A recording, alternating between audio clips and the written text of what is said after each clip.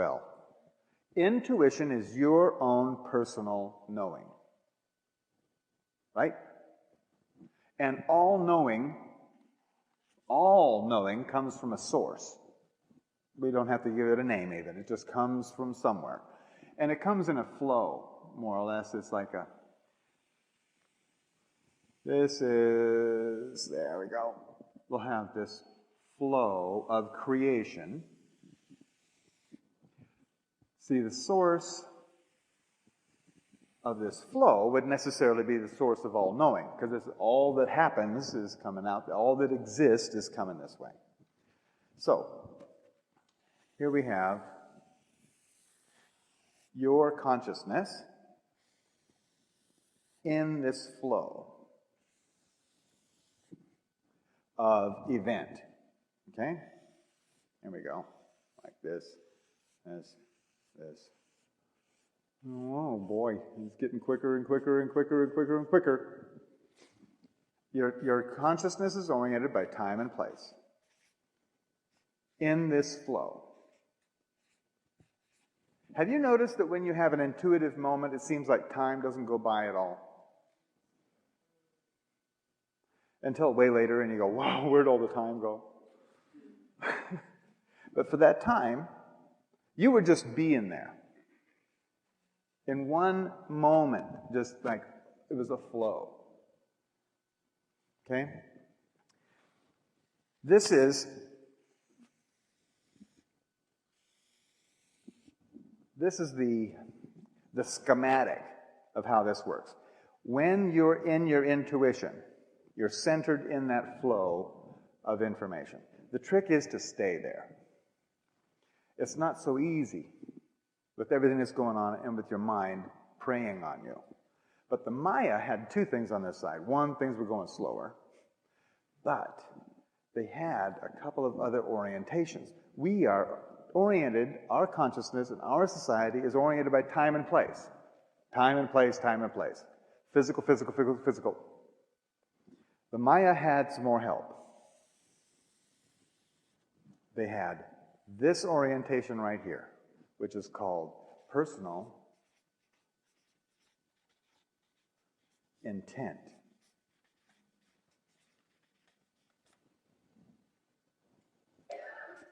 One through 13. Have you ever been someplace you didn't really intend to be? Like at school, or at work, or the middle of an argument? Did you feel centered? Or did you feel uncentered? Did you feel centered, or were you like off-center? Okay, me too. When I was someplace I didn't really intend to be, I felt off-center. But these guys knew their personal intent. They had that orientation. So it was easier for them to recognize when they were doing what they intended to do with this lifetime. That would help to keep you centered, wouldn't it? If you felt like, right away, if you felt like that wasn't happening, you'd get back onto what you were supposed to do. Okay? They also had this orientation, this major orientation right here, called the divine plan. In our civilization, there is no plan. It's been 16 billion years of happy little accidents that ended up with you sitting on that chair. That's the way our science looks at it. It might as well have been an explosion in a chemical factory that produced you here.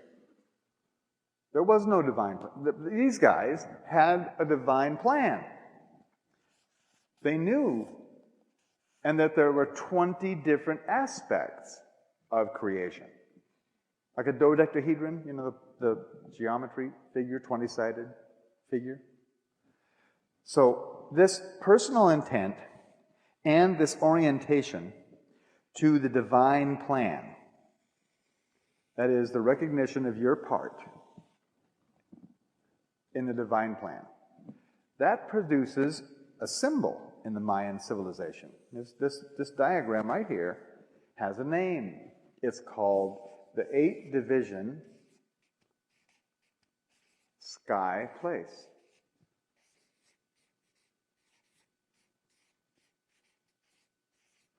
And that symbol stands for heaven. You've been there. There are moments in your life when you were oriented by time and place. You knew you were doing what you desired or wanted to do, and you knew you were a part of something much larger than yourself. Felt cool, didn't it? Heavenly, huh?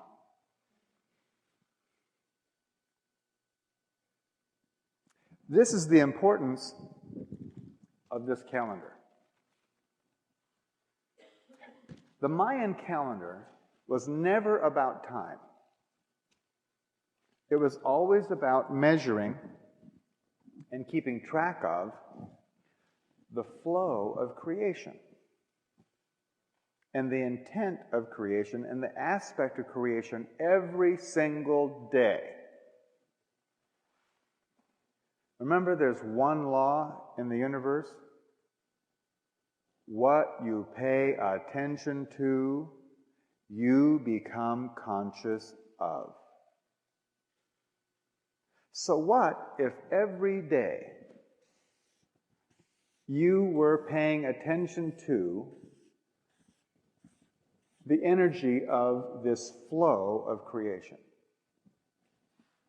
What would you become conscious of?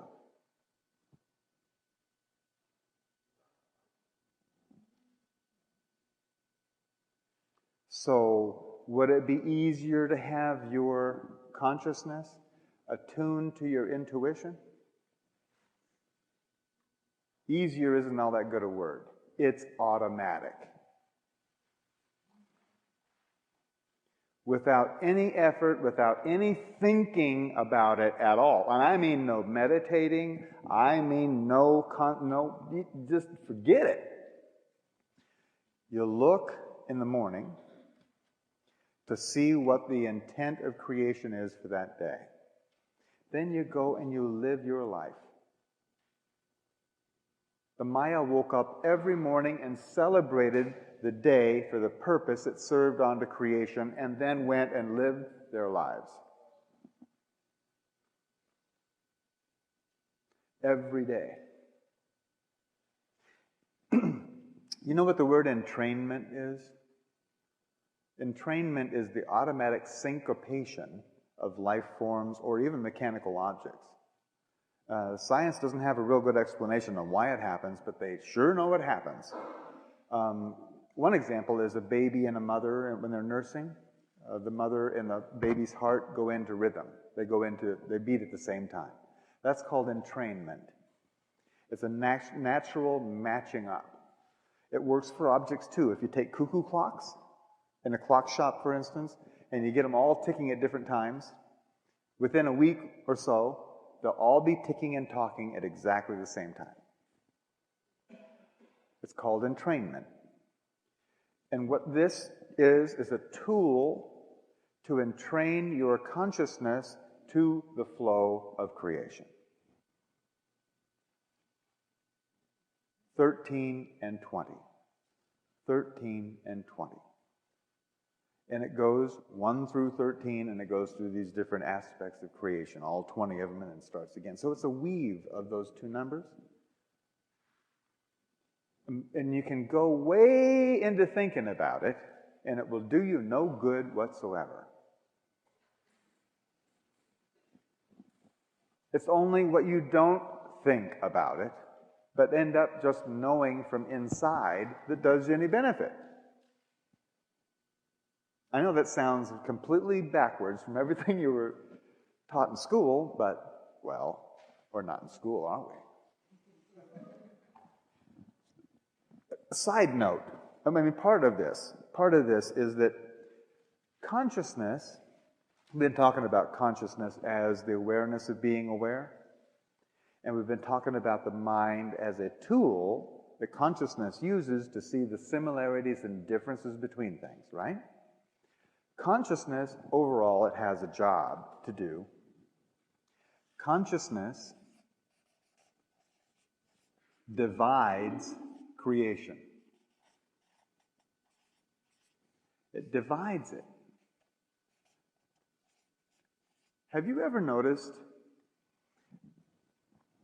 that when you are really conscious, you can see the veins in the leaf, or you can see the different colors on a butterfly's wings, or you can count the stars. But when you're upset, and maybe not so conscious, everything looks kind of the same. Have you ever noticed that? The more conscious you are, the more divisions there are in your experience. And the less conscious you are, the more prejudiced you are. Have you noticed that? Where everything and all the experiences or all the people look the same. The job of consciousness is to notice the differences. That's how you count your blessings. That's how you appreciate the experience. Is by looking and picking out the differences. So consciousness divides. And the Mayan calendar says that it divides by 13.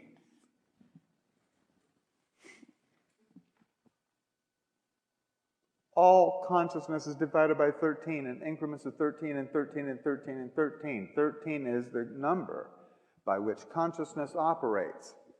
No wonder 13 is unlucky and satanic.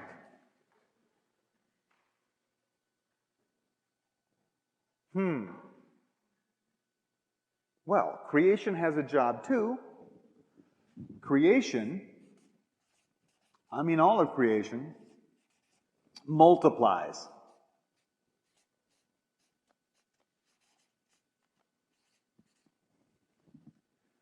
And all of creation multiplies by the factor of 20.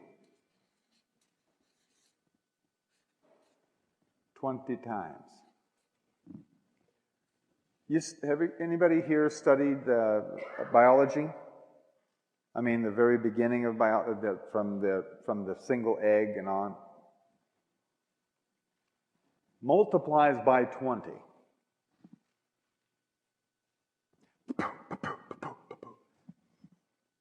That's how you got so big. It's through multiplication of your own cells. And it does it in factors of 20. From top to bottom. Interesting, huh?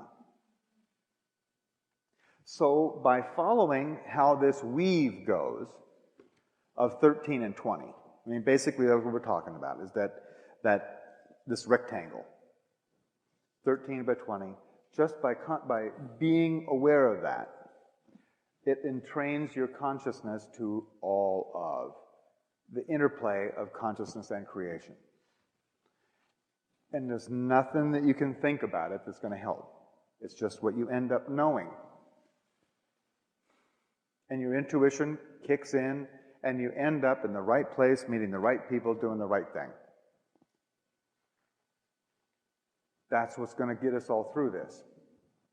I'm not saying that this is the only way to do that. I'm saying that this one works all the time.